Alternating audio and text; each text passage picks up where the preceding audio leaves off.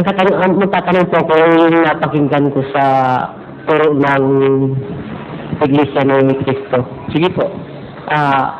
Kasi ang sinasabi doon ang pangalan daw ng batak na aniba na Iglesia ay ang sa Romang 16:16. Basahin nyo natin ang Roma 16:16. Nangagbatian kayo ng banal na halik.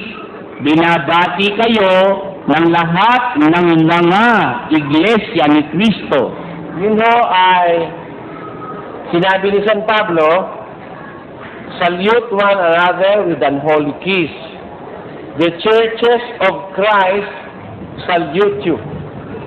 Churches of Christ salute you.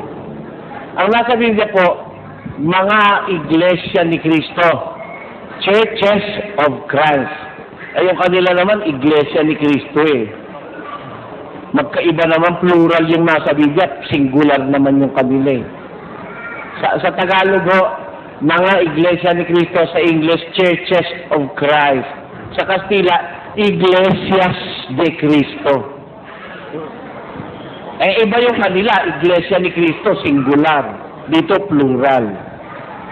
Ito po kasi ang naano ko at sabi niya, yung hindi daw makaanib dito, hindi maliligtas. Totoo po ba ito? Hindi ka anin sa ano? Dito sa kanila? sa kanila. Kailan ba sila lumitaw? 1914. Di lahat ng tao, 1913, pababa, puro na sa impyerno. Maliho yun. So, ano po ang dapat natin na aniban? Yun ho nga, sa Biblia. Ang nasa Biblia ho, ang opisyal na pangalan, Iglesia ng Diyos, dahil Diyos ang may-ari. Pakinggan nyo.